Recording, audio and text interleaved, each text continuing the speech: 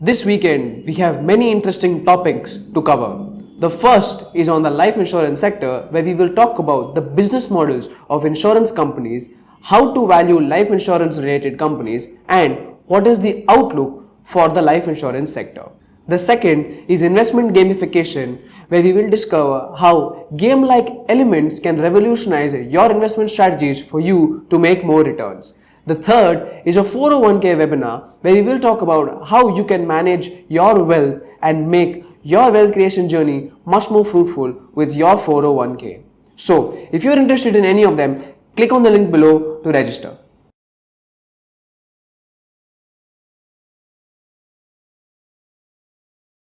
A very peculiar behavioral thing. Let's say I'm buying a stock at 200 rupees. Let's say my valuation is very attractive. I'm buying it at 12, 13 times or 14 times or 15 times. I expect the earnings to grow by 15% for some time, and then after a year or two accelerate to 25% and then to go to 30%. So effectively the window of time available for me to invest in that stock at 200 rupees is limited till it clearly shows it's leaving the 15% range and going towards the 20 or 25% range is that window. Now, if the price falls from 200 to 160, what would be my reaction as an investor? I'll be thrilled that it is giving me a chance to reduce my cost and buy more shares.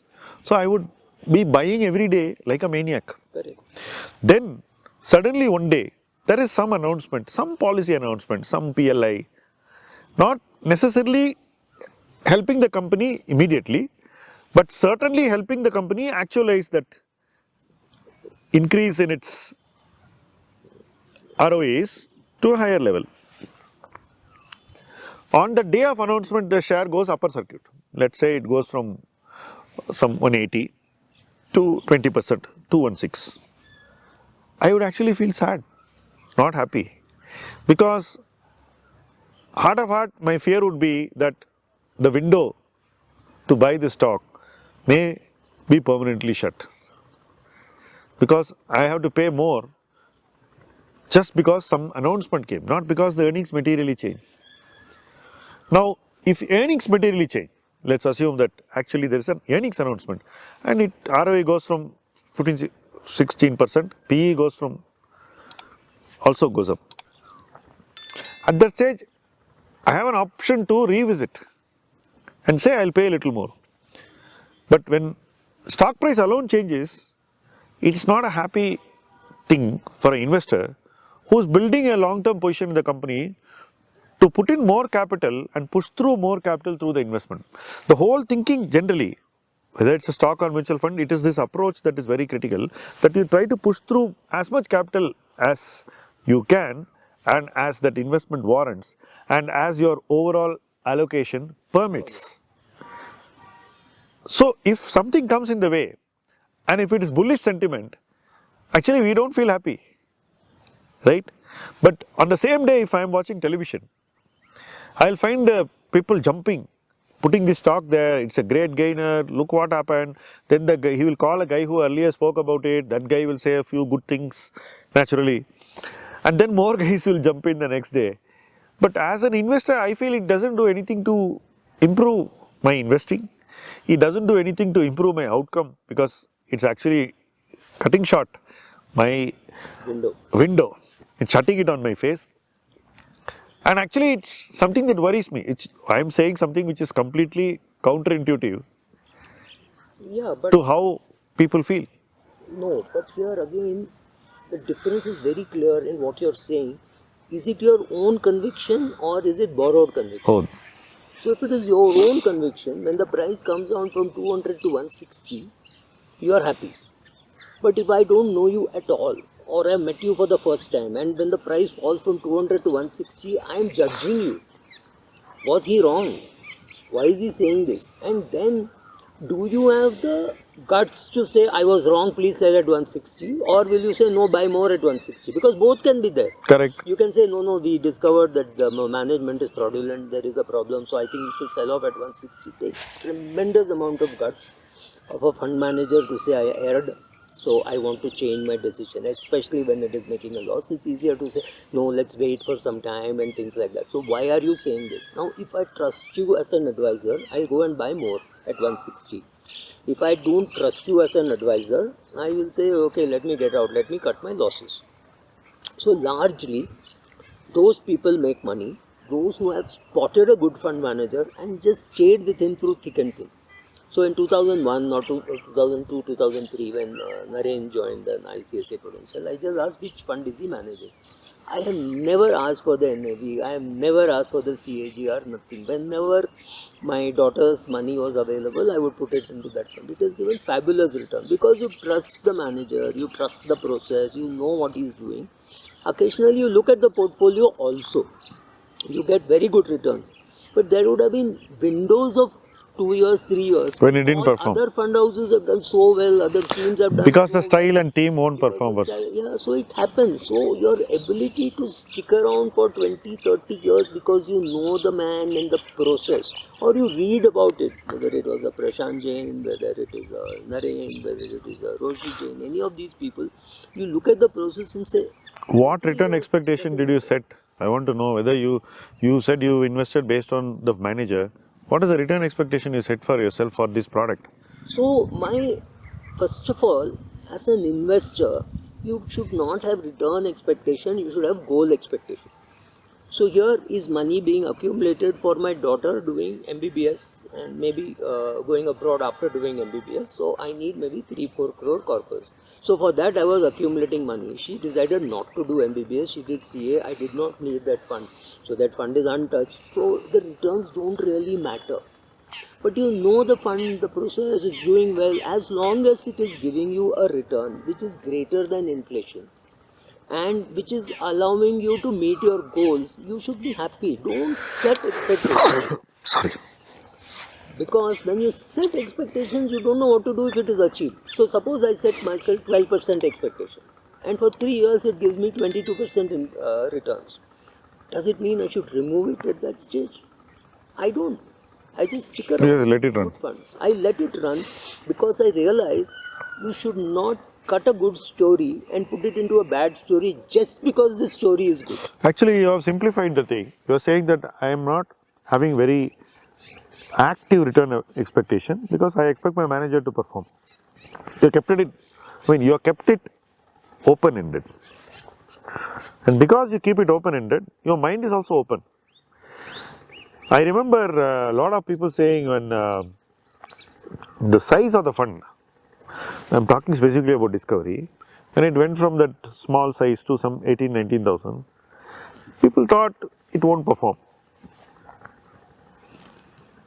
There was another fund called Focused Equity, similar portfolio, smaller size fund. So I was investing in that fund and just tracking Discovery. But over time, of course, Focus has done extremely well. Discovery has also done well. Size actually did not matter. True. Right? Now, many people start lowering their return expectation because they think the fund has become big.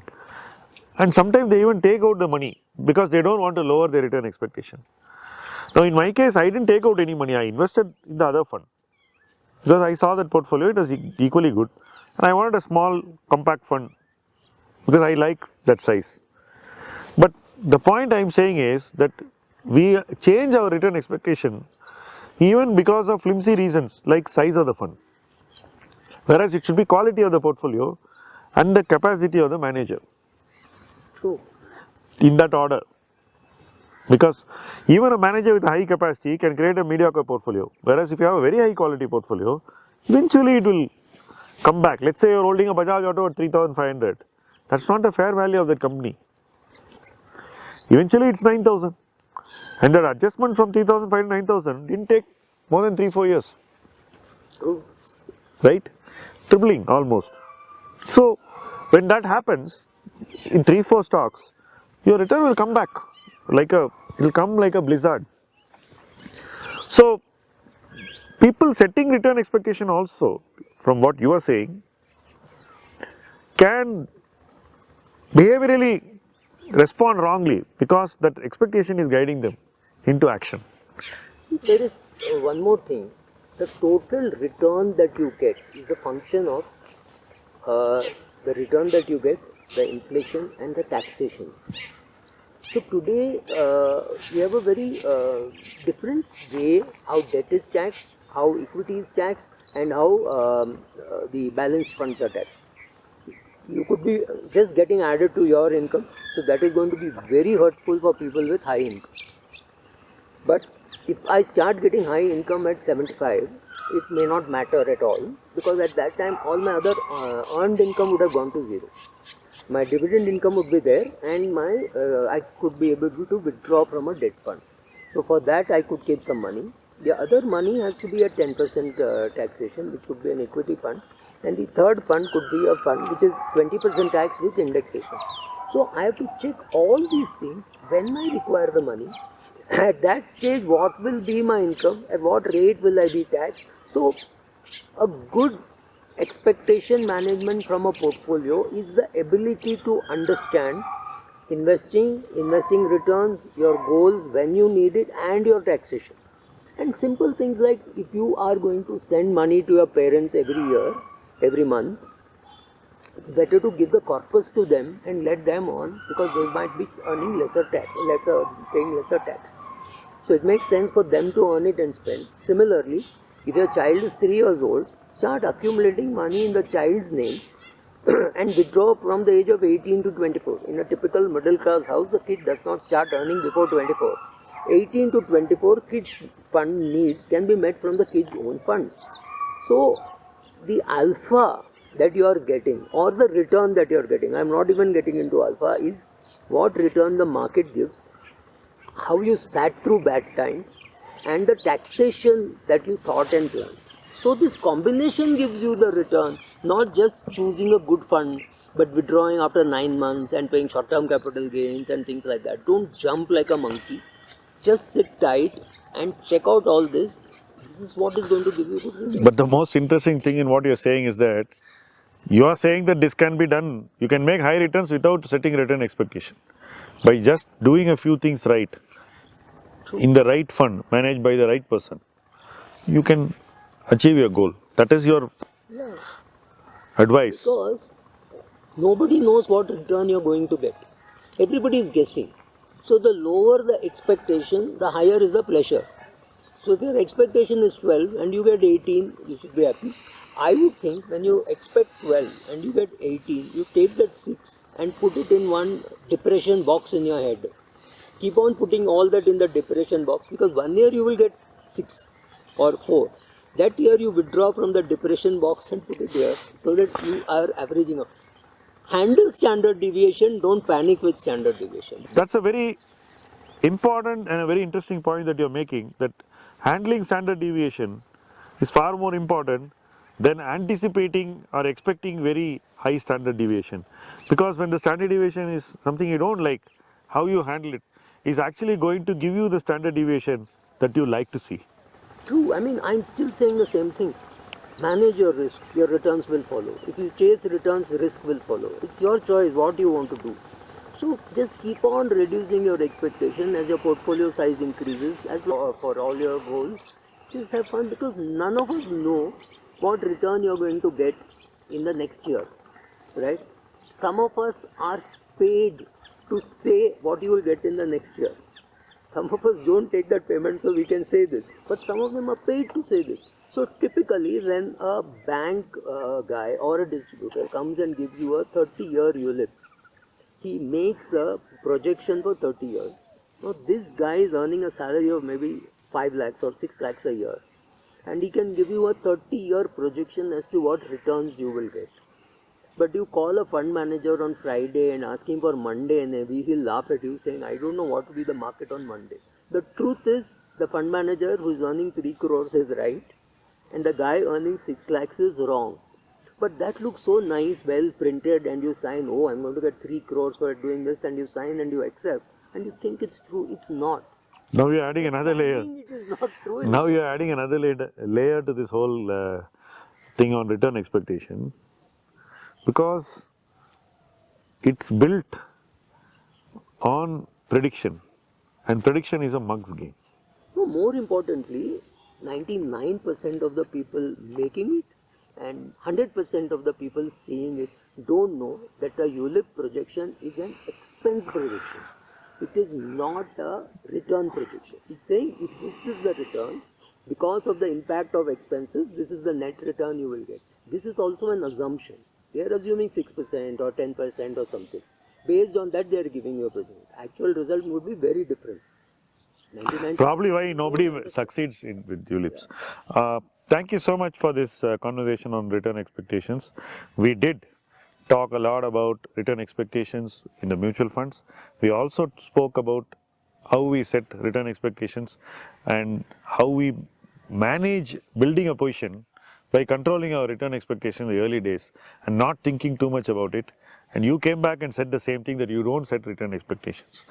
The interesting thing at the end of this conversation is having low return expectation or having no return expectation is probably formulaic and a good recipe to getting high returns. Thank you very much, Subra. Thank you.